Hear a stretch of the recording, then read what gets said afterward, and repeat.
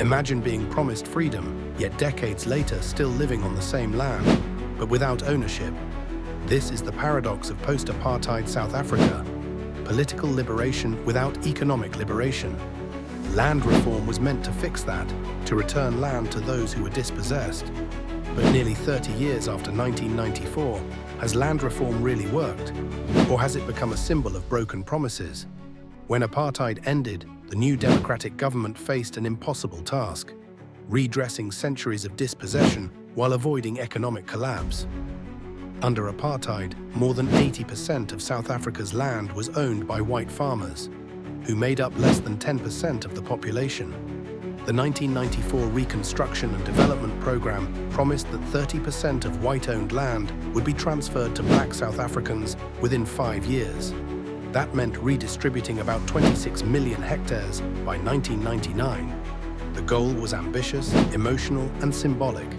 The land question was central to freedom itself. 3 main pillars were introduced: restitution, redistribution, and tenure reform. Restitution aimed to return land or compensate families who were forcibly removed after 1913. Redistribution focused on transferring land to those who had been historically excluded. Tenure reform sought to secure the rights of people living on communal or rented land. On paper, it was a blueprint for justice. But in practice, it ran into bureaucracy, politics, and economics. The government initially relied on the willing buyer, willing seller model, where land would only change hands if current owners agreed to sell at market value. This was meant to reassure investors and prevent Zimbabwe-style chaos. But it also meant progress depended on white farmers' willingness to sell and the state's ability to pay. Unsurprisingly, that model slowed things down.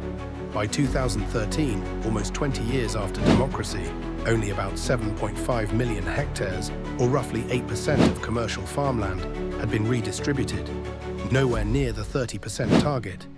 To put it simply, in nearly 3 decades, South Africa has transferred less than 1/3 of what it promised to achieve in just 5 years. Numbers reveal even deeper issues. Many transferred farms collapsed because beneficiaries received land but no post-settlement support, no training, capital, or equipment. Some estimates show that up to 90% of redistributed farms are no longer productive. Instead of creating black commercial farmers, many projects stalled, leaving land idle. Political interference, poor record-keeping, and corruption further eroded progress. In some cases, the same elites benefited repeatedly, while rural communities were left out. Then came the political pressure. By the mid-2000s, frustration over inequality and unemployment reignited calls for land expropriation without compensation. The economic freedom fighters made it a rallying cry: return the land to the people. Parliament debated constitutional amendments. Public hearings revealed deep anger. For many South Africans, land remains the ultimate symbol of dignity and justice. But for others, especially in the business and agricultural sectors, the fear of chaos loomed large. Would expropriation destroy the economy like it did in Zimbabwe? The government responded cautiously. A 2021 policy framework allowed expropriation in specific cases, but emphasized due process. Still, the numbers haven't changed much. According to the Department of Agriculture, Land Reform and Rural Development, by 2023, only 13% of farmland had been transferred to black ownership, far below the original 30% goal. Worse, land audits revealed that the state itself owns about 22% of all land, much of which lies underutilized. In other words, South Africa doesn't only struggle to take land from private owners, it fails to use what it already has. Let's look at productivity. In 1994, white commercial farmers produced almost all the country's food. Today, despite reforms, over 70% of agricultural output still comes from the same demographic.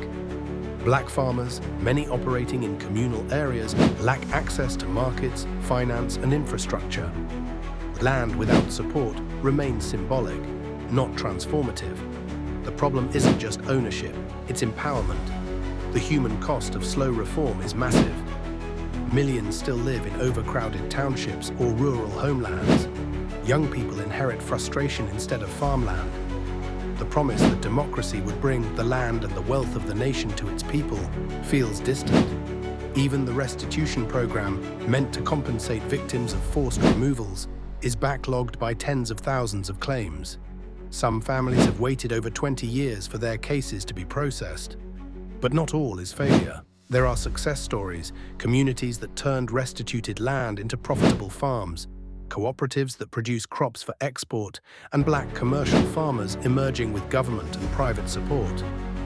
Provinces like Mpumalanga and Limpopo have seen small pockets of revival where training, funding, and mentorship worked hand in hand. The lesson is clear: land reform can work, but only when ownership is matched with skills and capital. The big question remains: what does success look like? Is it the percentage of land transferred, or the number of black farmers thriving on it? Critics argue that focusing purely on hectares ignores sustainability. Redistribution without economic viability is just symbolic politics. True reform must include support, accountability, and modern agricultural strategy. 3 decades after apartheid, the verdict is sobering. South Africa has restored dignity to some, but transformation has been painfully slow. The land question remains unsolved, a ticking social and political time bomb. Yet there's still hope. The next generation of farmers, entrepreneurs, and activists sees land not just as soil, but as opportunity for food security, jobs, and independence. Land reform was never meant to be easy. It was meant to be fair. Whether it failed or simply stalled depends on what happens next. Whether leaders choose politics or productivity, excuses or execution. If you believe land reform must move beyond promises into real action, share this video and spark the conversation. Because the question isn't just, did land reform work? It's, how much longer will we wait for it to?